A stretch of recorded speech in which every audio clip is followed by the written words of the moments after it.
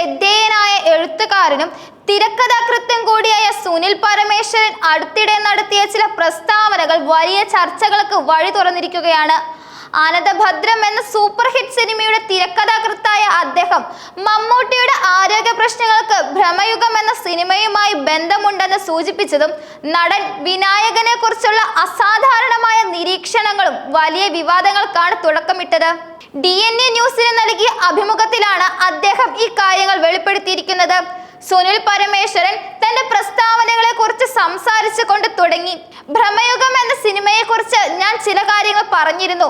മമ്മൂട്ടിയുടെ രോഗകാരണമല്ല, ചില സീക്വൻസുകളിൽ നമ്മൾ വളരെ ശ്രദ്ധിക്കേണ്ട കാര്യങ്ങളാണ് പറഞ്ഞത്.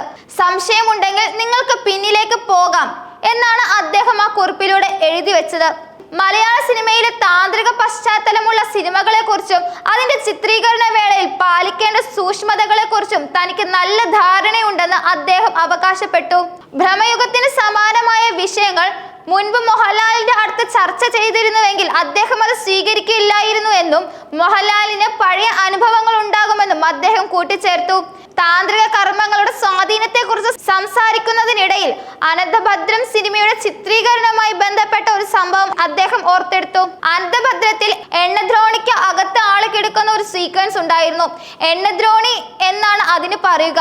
അത് പൊളിച്ചു കളയണമെന്ന് ഞാൻ പറഞ്ഞിരുന്നു. കാരണം അത് ആരെങ്കിലും എടുത്ത് വിറ്റാൽ, തമാശയ്ക്കായിട്ട് വീട്ടിൽ കൊണ്ടുപോയി വെച്ചാൽ രോഗദുരിതങ്ങളുമായി വീട്ടിൽ കിടക്കും. അതുകൊണ്ട് ഞാൻ മണിയൻ പിള്ള രാജുവിനോട് അന്നേ അത് നശിപ്പിച്ചു കളയാൻ പറഞ്ഞിരുന്നു എന്ന് അദ്ദേഹം പറഞ്ഞു. ഇത്തരം താന്ത്രിക കർമ്മങ്ങളെ കുറിച്ച് തനിക്ക് നന്നായി അറിയാമെന്നും ഇത് ആളുകൾ അറിയണമെന്ന് തോന്നിയത് കൊണ്ടാണ് താൻ ഇതെല്ലാം തുറന്നു പറഞ്ഞതെന്നും അദ്ദേഹം വ്യക്തമാക്കി. ഇതിനിടയിൽ നടൻ വിനായകനെ കുറിച്ചുള്ള തന്റെ കാഴ്ചപ്പാടുകളും അദ്ദേഹം പങ്കുവച്ചു.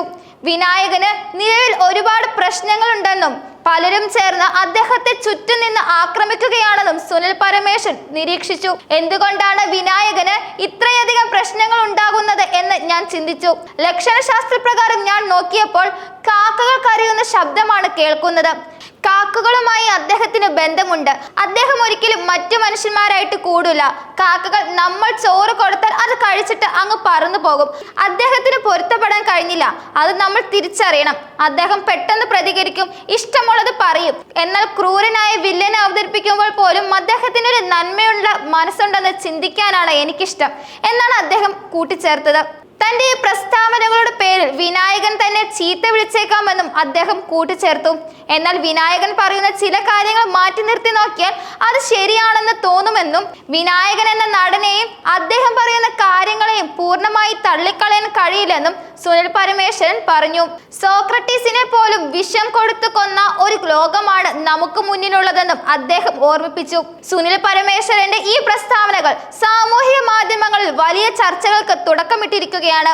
സിനിമയെക്കുറിച്ചും താരങ്ങളെക്കുറിച്ചും ഇത്തരത്തിലുള്ള നിരീക്ഷണങ്ങൾ നടത്തുന്നത് ശരിയാണോ എന്ന ചോദ്യം പല കോണുകളിൽ നിന്നും ഉയരുന്നുണ്ട്. ശാസ്ത്രീയപരമായ തെളിവുകളില്ലാതെ ഇത്തരത്തിലുള്ള പ്രസ്താവനകൾ നടത്തുന്നത് ശരിയാണോ എന്ന് ചിലർ ചോദ്യം ചെയ്യുന്നു.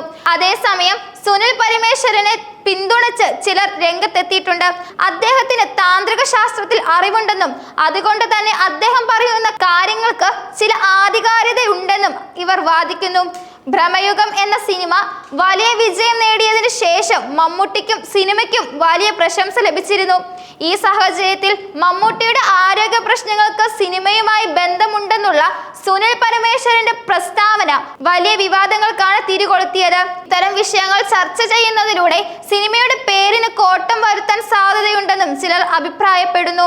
വിനായകന്റെ കാര്യത്തിലും സമാനമായ ചർച്ചകൾ ഉയരുന്നുണ്ട്. വിനായകന്റെ പ്രതികരണങ്ങൾ പലപ്പോഴും വിവാദങ്ങൾ ഉണ്ടാക്കിയിട്ടുണ്ട്. അദ്ദേഹത്തിന്റെ സ്വഭാവത്തെക്കുറിച്ച് ഒരുപാട് അഭ്യൂഹങ്ങളും പ്രചരിക്കുന്നുണ്ട്. ഈ സാഹചര്യത്തിലാണ് സുനിൽ പരമേശ്വരൻ അദ്ദേഹത്തെക്കുറിച്ചുള്ള നിരീക്ഷണങ്ങൾ നടത്തുന്നത്. എങ്കിലും ഒരു നടനെ കുറിച്ച് വ്യക്തിപരമായ കാര്യങ്ങൾ ഇത്തരത്തിൽ പരസ്യമായി പറയുന്നത് ശരിയായ രീതിയല്ലെന്നും വിമർശകർ ചൂണ്ടിക്കാട്ടുന്നു. ഈ വിഷയങ്ങളിലുള്ള ചർച്ചകൾ വരും ദിവസങ്ങളിലും തുടരാനാണ് സാധ്യത.